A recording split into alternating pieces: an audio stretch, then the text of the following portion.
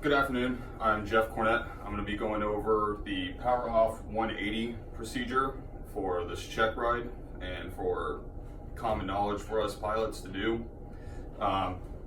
Reason behind the Power Off 180 is to teach a pilot that they can properly land an aircraft if they lose engine power. We mostly practice this within the flight pattern or when you're doing a steep spiral to landing. These procedures will also help. It's very crucial to know this, especially if you're flying a single engine aircraft and you lose your engine. You're going to want to know how to land this aircraft without the engine properly and know that you have trust in the aircraft and your skills to make it down to the runway. So we'll get right into this. So on a Power Off 180, especially when it comes to the check ride, usually we're going to be in the pattern. Common is left pattern traffic.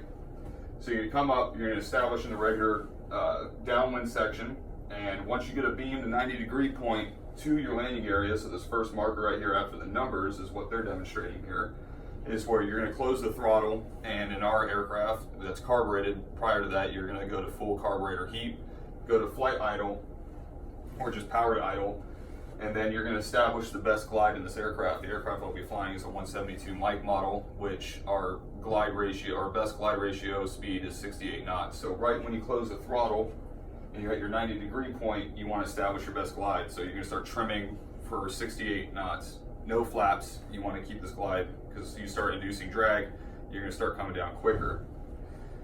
Now when you're coming down and you get to about usually your regular traffic pattern where you're at the 45 out your back left window to the numbers, you're going to go ahead and start turning your base. Depending on the winds, you're going to either make this shorter or longer, because if you have a long headwind, you're going to want to make it shorter to come in, because if you make it longer, it's going to push you out farther and you're not going to make the runway. Once you get to your 90-degree turn and you're halfway down your base leg, this is a key position as they state is, are you going to complete the full square to come in, or are you going to try to round it off and cut in, and then you start deciding if you're going to need flaps. If you're too high and say it's a short field, you're going to want to start putting in those flaps and possibly extending to a full base to lose that altitude to hit your mark. Once you have established in your opinion and your skills of doing this, and say you're coming in, you already put your 10 degrees in, and then you're putting in 20 coming in the final, you know you're going to hit your mark, then you're just going to drive it home, make sure your aim point is sooner because of your flare, and then you're going to want to land. The ACS standards on this is -0 plus 200. Each one of these marks, on my runway at least, are 100 feet per white dash, and then it's 80 in between. So as long as I can land anywhere on the first dash and the beginning of the second dash, I should be fine. Once you're landing, you do, if it's short field, then just keep your nose up, don't apply the brakes, use aerodynamic drag by pulling back on the elevator and slow down. In a soft field and then short field, you can hit the brakes, raise flaps, and then get off the runway.